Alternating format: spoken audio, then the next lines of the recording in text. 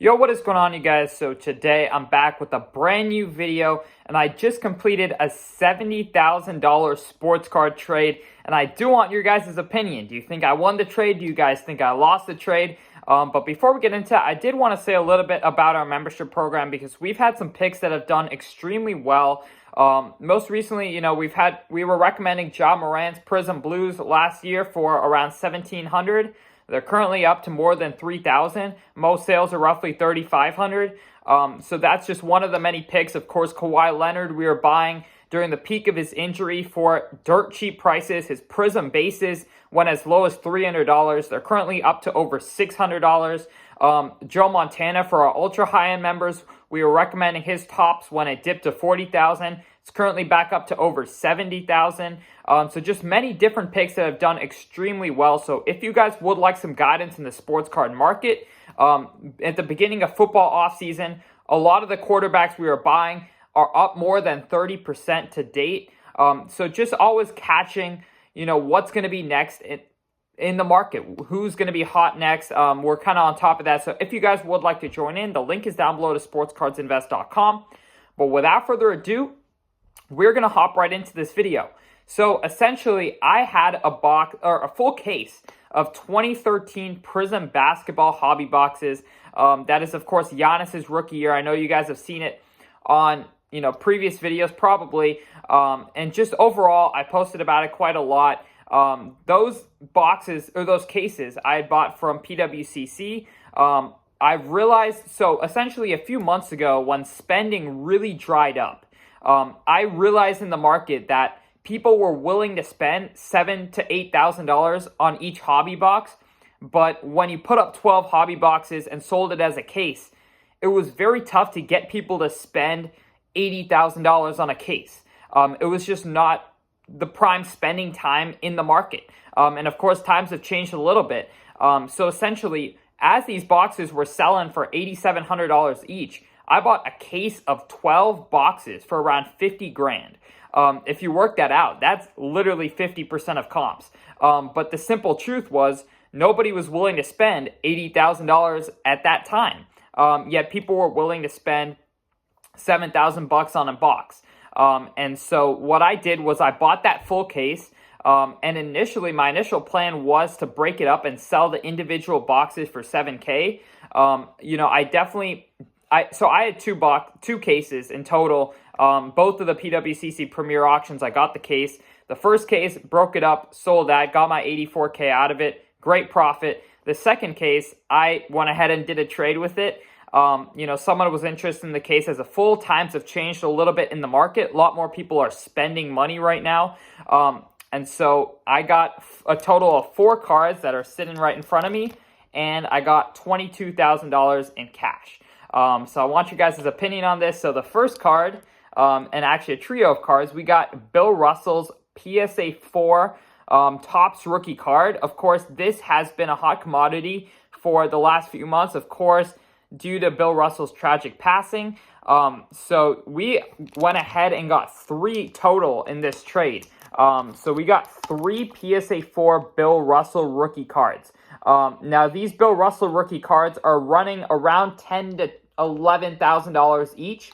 So I'm hoping to liquidate these for around $30,000 for these 3 Bill Russell Topps PSA 4 rookie cards. I do know that, I do believe that it is a good hold if I did want to hold these for the long term.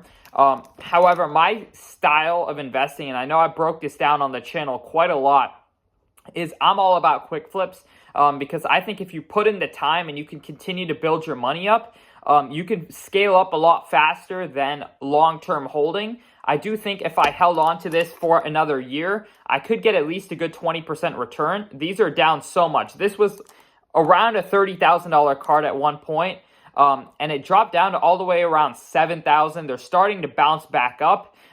So overall, I think, in the long term, this is going to do really well. However, I think if I continue to move that money into, I wouldn't say more risky plays, but a little bit more volatile plays, to be honest, I think there's a lot more money to be made. For example, if I were to buy another case and split it up and sell the boxes individually, I think I can make a 30% return in the matter of a month or two, as opposed to holding on to it for years to get that 30% return. So yeah, overall, these 3 Bill Russells, I think, pretty liquid cards. A lot of people looking for them. Very low pop. So not much risk on that side. I think there's definitely right now more demand for Bill Russell than there is supply. So I think in the short term, his prices are going to do really well. So I'm not in a crazy rush to sell these. But yeah, I'm looking for around 10 per. And then another card that I did buy, or I did get in the trade, was Michael Jordan's 86 Fleer in a BGS 9 grade. Now, of course, this is one of the most liquid cards in the hobby. And when you're trading, in general, you value liquidity quite a lot. At least I do. So these are cards that, the 2013 Prism basketball case is a tough move. I'm not going to lie. It's a little bit tougher to sell that as a case.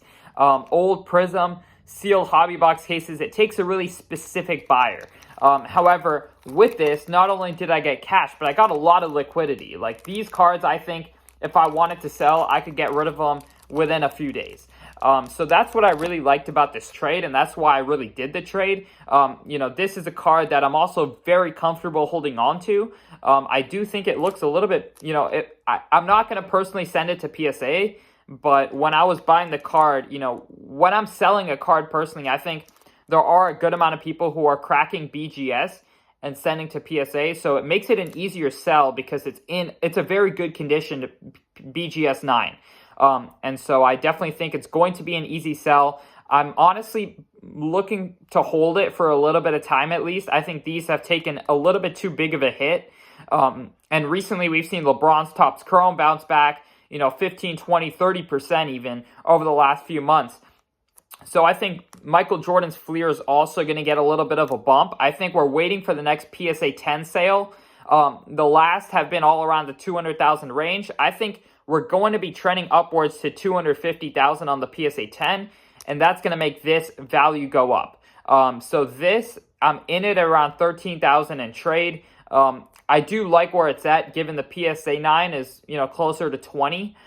So I think this is a good overall value buy, and I'm comfortable holding it, but I also think the liquidity makes it very good, just because if I ever want to get rid of it, if I want to put my money to something else, it's an incredibly easy sell. Now, another card that I bought itself, this wasn't a part of the trade, but I did want to talk about this card a little bit in my video because I definitely think there's been a lot of people asking me, basketball season's coming up, who are the players you're buying up? And this is one of them right here. We got Michael Porter Jr., limited edition National Treasures rookie card. We got this out of 20 with a beautiful patch in a BGS 9. Now, these have been as high as $37,000 in a BGS 9.5 last October, which was after the whole market kind of really came down. So I definitely think I got a really good value buy on this card. Michael Porter Jr. has been injured for a good amount of his young career, but every time he stepped foot on the court, he has proven that, he deserved to be a top 5 pick in that draft class. I think behind Luka, Trey, I think Porter comes right there with Shai Gilgeous-Alexander and all those guys, but his card market just doesn't quite get the love, and that's mainly because he's been injured. And so I think, if he comes back, he's obviously on a contending team, I think, with Jamal Murray back, with the MVP Nikola Jokic on their team, and in a Western Conference that's a little bit less crowded than it was a few years ago. So I think in general, this is going to be not only a good long-term hold, but I think just a good short-term hold for the season. I think people have really forgotten about the potential that Michael Porter Jr. has. And even though I understand he hasn't proven that much in his career thus far, I think most investors buy based off of potential. And I think this is a guy who just needs to remind people of his potential, right? He was projected, before his injury in college, he was projected to go number 1 in that draft class. And I think his potential is, a superstar level player like Kevin Durant, to be honest. I do definitely think if he shows flashes of his potential, his prices are going to get really hot again, as they were, in previous years when he showed potential, such as last year. So I definitely think this is a low-hanging fruit in the market right now. guys like Michael Porter Jr., who have been injured and everyone's turned all their attention away, but as soon as they get back on the court and remind people, their market's going to, pick back up and people are going to be buying his cards again. So this is just a card I feel not only comfortable in, but I just think it's got massive potential. Given where the prices of these are at right now, I think worst case scenario, if he gets injured again, you still have that long-term potential. So I still think there's a little bit of a market for Michael Porter Jr. regardless. So I think, the upside in comparison to the downside is just tremendous. I think if Michael Porter Jr. pans out, like this card right now is probably around 7,000 to 8,000 for Michael Porter Jr. For example, Luka Doncic, this exact card, $350K. Trae Young, even probably 70 to 80K. So you just look at that as, I guess baselines. You don't obviously compare the players, but I think it's just a good baseline to where I could see Michael Porter Jr., if he has a breakout season, if he has a great season, I could see his prices catching up to Trae Young. So if you look at that upside and then you look at the downside, I think it's a good bet to place. Before every single NBA season, I place 3 bets on younger players or guys who I believe will have a breakout year. And Michael Porter is one of them this year because if you look at the risk-reward ratios for a lot of these players, if you hit on 1 out of 3, if you hit on 1 out of 7, you can make your money back, plus more. And that just goes to show, the sports card market and how it's more investable than gambling or betting on a player in other ways.